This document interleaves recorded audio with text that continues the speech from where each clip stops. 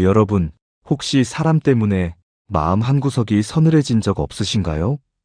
내 모든 것을 내어주며 진심을 다해 대했건만 돌아오는 것은 차가운 이용과 계산적인 태도뿐일 때가 있습니다. 그럴 때 우리는 깊은 배신감과 함께 스스로를 자책하게 됩니다.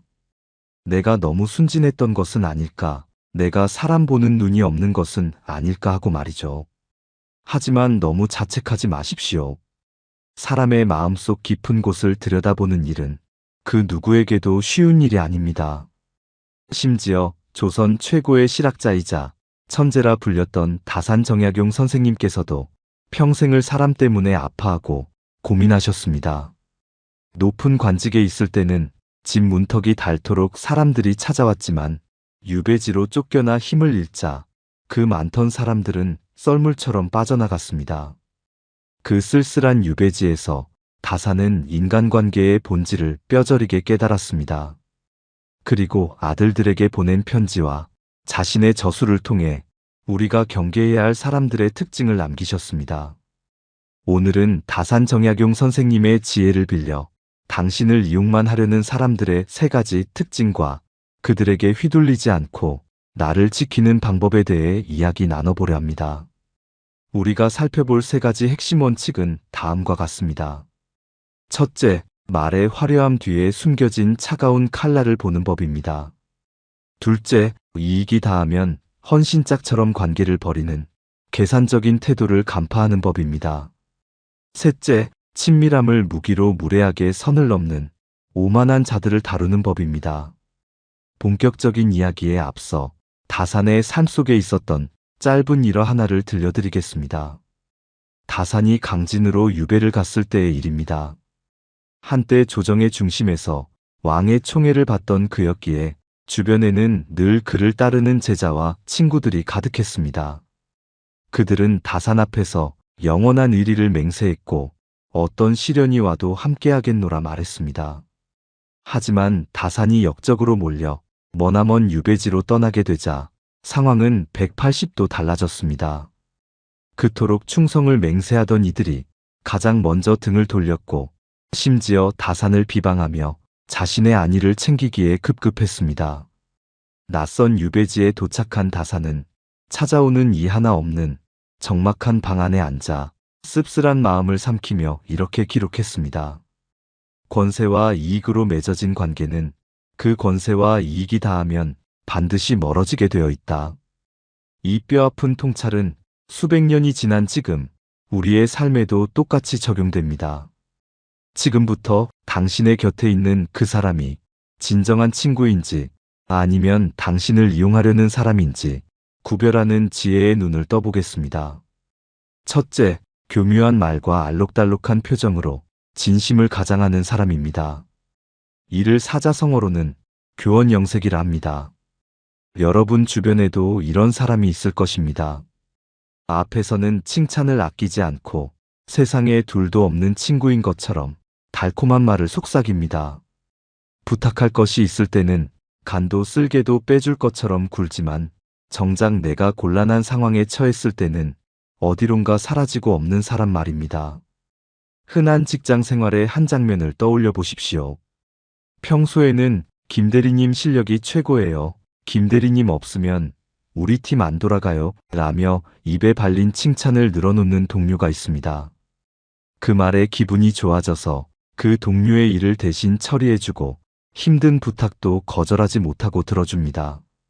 하지만 막상 내가 실수하여 공경에 처하거나 도움이 절실히 필요한 순간이 오면 그 동료는 묘하게 바쁜 척을 하거나 저도 돕고 싶은데 상황이 안 되네요. 라며 차갑게 선을 긋습니다. 심지어 뒤에서는 나의 실수를 가십거리로 삼아 다른 사람들과 이야기꽃을 피우기도 합니다. 이런 사람들의 특징은 말과 행동의 온도가 다르다는 것입니다. 말은 한여름의 태양처럼 뜨겁고 화려하지만 행동은 한겨울의 얼음처럼 차갑고 냉정합니다. 다산정약용 선생님께서는 이런 자들을 경계하며 이렇게 말씀하셨습니다. 말을 잘하고 얼굴빛을 좋게 꾸미는 사람 중에는 어진 사람이 드물다. 진실한 사람은 말이 투박하고 어눌할지라도 그 행동에 무게가 있는 법이다. 다사는 사람을 볼 때 귀로 듣는 말보다는 눈으로 보는 행동을 믿으라고 조언합니다.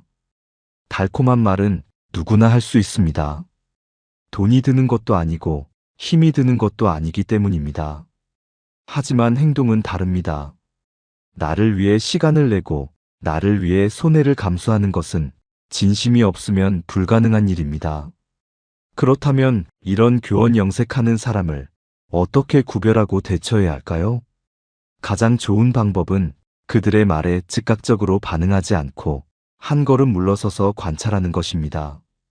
그들이 나에게 칭찬을 할 때 그 칭찬 뒤에 숨겨진 의도가 무엇인지 냉정하게 따져보아야 합니다.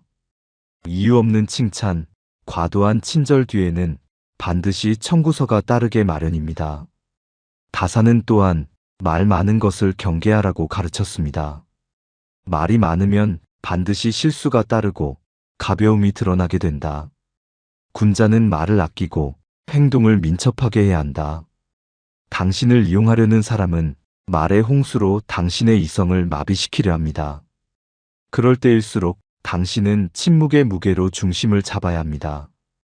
그들의 달콤한 제안에 생각해 보겠습니다. 라고 짧게 답하고 그들의 표정이 어떻게 변하는지 지켜보십시오.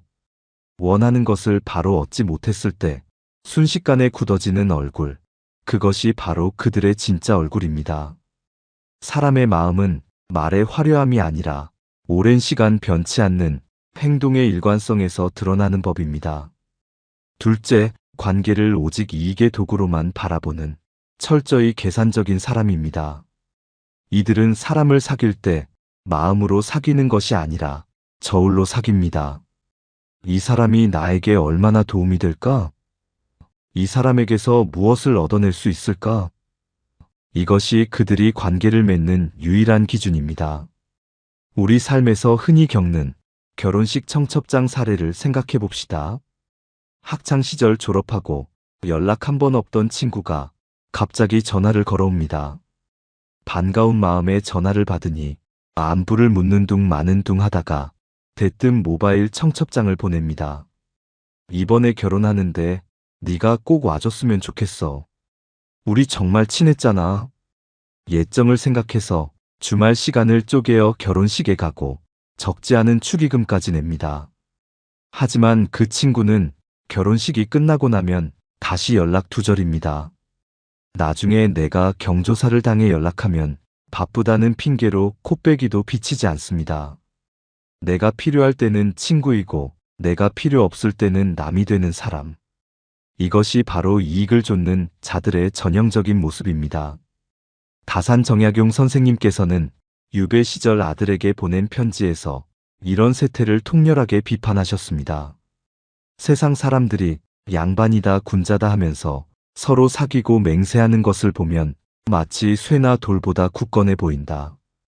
그러나 그들이 조금이라도 이해관계가 엇갈리거나 권세가 기울어지는 상황을 만나면 언제 그랬냐는 듯 눈을 부라리고 모르는 채 한다.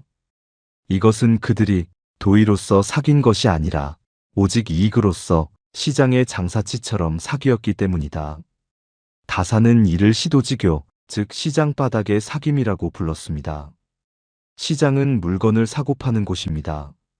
물건을 다 팔고 나면 상인들은 미련 없이 짐을 싸서 떠납니다. 이익을 목적으로 만난 관계 역시 그 목적이 달성되면 허무하게 끝날 수밖에 없습니다. 그렇다면 내 주변에 있는 사람이 나를 진정한 친구로 생각하는지 아니면 이익의 도구로 생각하는지 어떻게 알 수 있을까요? 다사는 곤궁함이 곧 시험대라고 말합니다.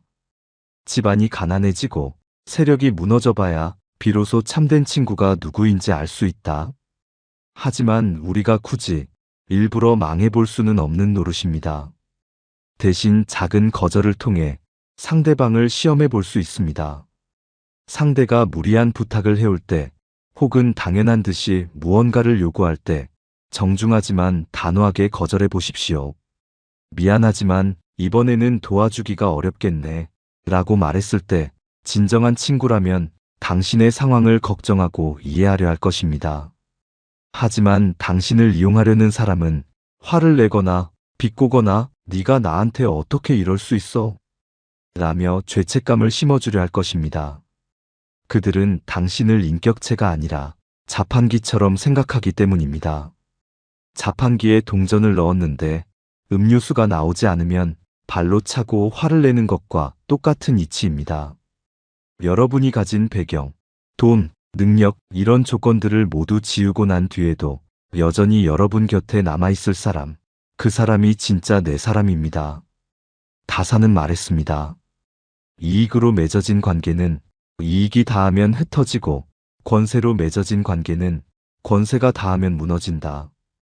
오직 마음과 마음으로 맺은 관계만이 세월의 풍파를 견디고 끝까지 남는 법이다. 지금 여러분의 전화기 속에 저장된 수많은 이름들 중 내가 모든 것을 잃고 빈털터리가 되었을 때 따뜻한 밥 한 끼 사주며 내 손을 잡아줄 사람이 몇 명이나 될지 한번 곰곰이 생각해 보시기 바랍니다. 셋째, 친밀함을 핑계로 선을 넘고 당신의 존엄을 훼손하는 무례한 사람입니다. 이들은 가족이니까, 친구니까 우리가 남도 아닌데라는 말을 앞세워 당신의 영역을 함부로 침범합니다. 처음에는 호의로 시작된 관계였을지라도 시간이 지날수록 상하 관계처럼 변질되는 경우가 많습니다. 예를 들어 매번 약속 시간에 늦으면서도 미안한 기색 없이 야, 우리가 어떤 사이인데 그런 걸로 삐지냐? 라고 말하는 친구가 있습니다. 또는 당신의 옷차림, 생활 방식, 심지어 가족 문제까지 들먹이며 함부로 평가하고 조언하려 드는 사람도 있습니다. 너 생각해서 하는 말인데 라는 서두로 시작되는 말들은 대부분 당신을 걱정해서가 아니라 자신의 우월감을 확인하고 당신을 통제하려는 의도에서 비롯된 경우가 많습니다. 당신이 착하고 배려심이 깊을수록 이런 하이에나 같은 사람들은 더 꼬이게 마련입니다. 당신의 친절을 권리로 착각하고 점점 더 무리한 요구를 하며 당신을 감정의 쓰레기통으로 취급합니다. 다산정약용 선생님께서는 이런 무례한 자들로부터 자신을 지키기 위해서는 엄격한 위엄이 필요하다고 강조하셨습니다. 다산은 아들에게 이렇게 조언했습니다. 무릇 대인관계에 있어서는 상대방이 나를 가볍게 여기지 못하도록 스스로의 몸가짐을 단정히 하고 위엄을 갖추어야 한다. 내가 나를 존중하지 않으면 남들도 나를 존중하지 않는다. 우리는 흔히 좋은 사람이 되기 위해 무조건 웃어주고 다 받아주는 것이 미덕이라 배웁니다. 하지만 다산의 생각은 달랐습니다. 무조건적인 허용은 오히려 상대방의 방자함을 키우고 나의 존엄을 해친다는 것입니다. 다산은 파수꾼의 자세를 이야기합니다. 마음을 지키는 파수꾼이 되어 함부로 남이 내 마음의 방에 흙발로 들어오지 못하게 하라는 것입니다. 무례한 사람이 선을 넘을 때 어색한 웃음으로 넘기지 마십시오. 그것은 그들에게 계속 그래도 좋다는 신호를 주는 것과 같습니다. 대신 침묵과 무표정으로 대응하십시오. 상대가 농담이랍시고 나를 깎아내리는 말을 할 때 같이 웃어주지 말고 가만히 그 사람의 눈을 응시하십시오. 그리고 차분하고 낮은 목소리로 그 말은 좀 불편하네. 그건 선을 넘은 것 같은데 라고 명확하게 의사표시를 하십시오. 화를 낼 필요도 흥분할 필요도 없습니다. 단단한 바위처럼 흔들리지 않는 태도를 보여주는 것만으로도 상대방은 위축감을 느끼고 함부로 대할 수 없음을 깨닫게 됩니다. 다사는 또한 고독을 두려워하지 말라고 가르쳤습니다. 홀로 있는 시간을 즐기지 못하는 사람은 자꾸만 남에게 의존하게 되고 그러다 보면 나쁜 벗들과 어울려 자신을 망치게 된다. 나를 함부로 대하는 사람들과 어울리며 상처받고 에너지를 낭비하느니 차라리 혼자가 되어 나 자신을 가꾸고 돌보는 것이 100번 낫다는 것입니다. 진정한 관계는 서로의 독립성을 인정하고 서로를 존경하는 바탕 위에서만 성립됩니다. 나를 깎아내림으로써 자신의 자존감을 채우려는 사람, 나의 배려를 약점으로 알고 이용하려는 사람은 과감하게 끊어내야 할 잡초와 같습니다. 잡초를 뽑아내야 당신의 마음밭에 아름다운 꽃을 피울 수 있습니다. 지금까지 다산 정약용 선생님의 지혜를 통해 우리가 경계하고 거리를 두어야 할 3가지 유형의 사람들에 대해 알아보았습니다. 다시 한번 정리해 볼까요? 첫째, 말만 화려하고 행동은 차가운, 교원 영색하는 사람입니다.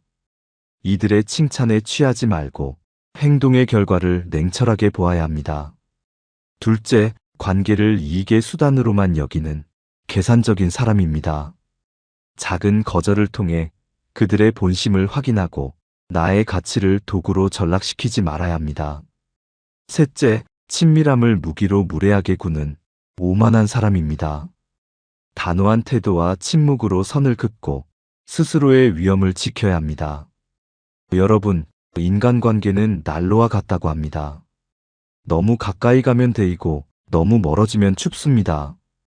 다산 정약용 선생님께서 그토록 사람 때문에 아파하면서도 끝내 사람에 대한 희망을 놓지 않으셨던 것은 결국 사람만이 사람을 치유할 수 있다는 믿음 때문이었을 것입니다.